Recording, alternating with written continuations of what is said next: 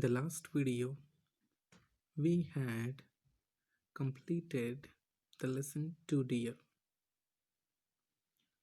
It was a short story written by Leo Tolstoy. But today, I am trying to make a small analysis of the short story.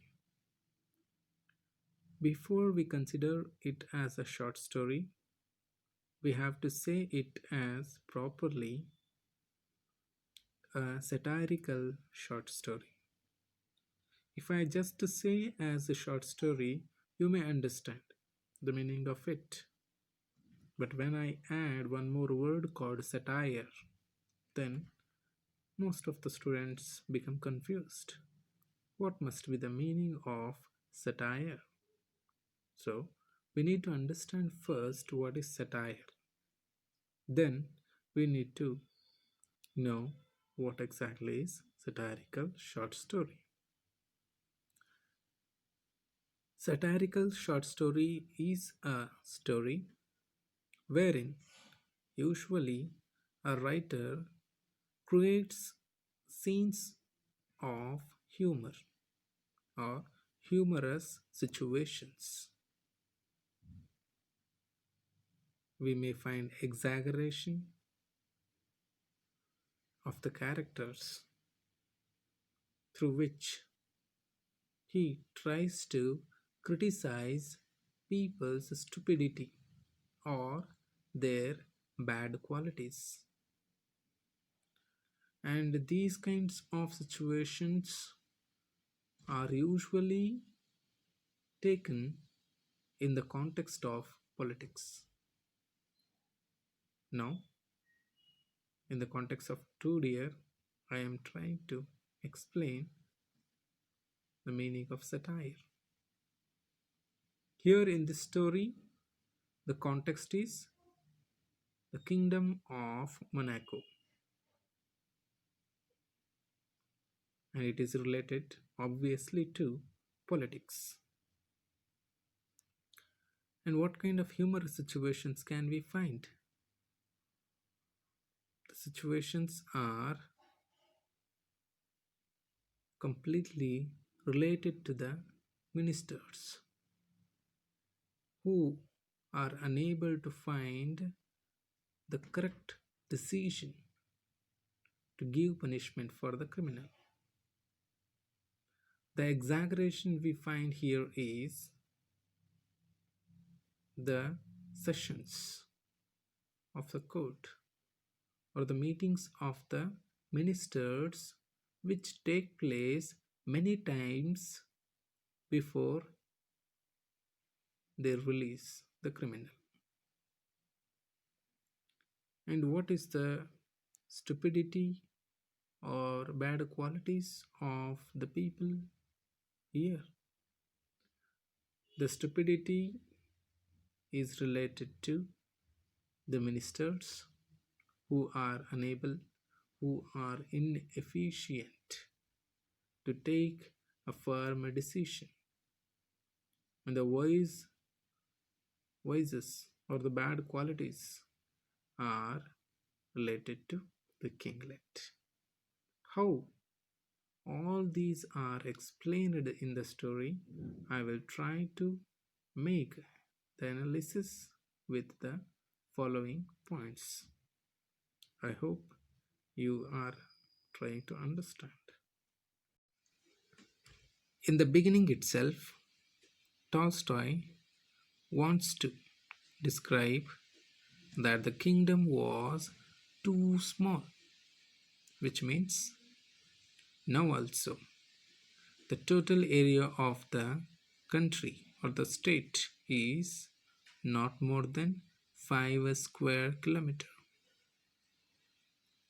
It means it doesn't have as much area as of Dharwad city. When a particular kingdom is of that much small, then What kind of natural resources can we expect? And if there are no natural resources, then how can we regenerate the income from the people who are living there? When the population in the kingdom was not more than 7,000. Now, also, the locals of that country are totally 6,000. In such a country, how can those people are able to get the income through the natural resources? It is highly impossible. Even an individual was unable to get an acre of land. In such a situation, it is difficult to manage the government. Even though that was the situation, there was a kinglet. Here, the author wants to criticize. Was it necessary to have the kinglet? But there was a kinglet. He was also not a normal kinglet. He was so ambitious. He was more concerned about the income of the state. He was very much worried about his own position. He had wanted to enjoy his own position like a great emperor. That kind of mindset was there with the kinglet of the kingdom called Monaco. Though the kingdom was too small, the kinglet had everything.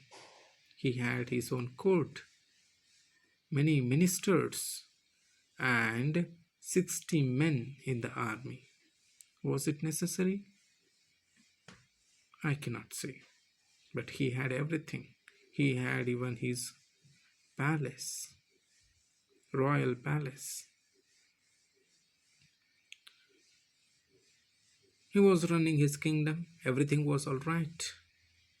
But after a few years, he realized that he started facing difficulty in the in the matter of income. Then he did not worry much about his own subjects, but about his income. In order to bring more income, he had wanted to go to do anything else. He had wanted to find out a source which can rise the income. Hence, he decides to open a gaming house. Though he knew that it was going to be bad for his subjects.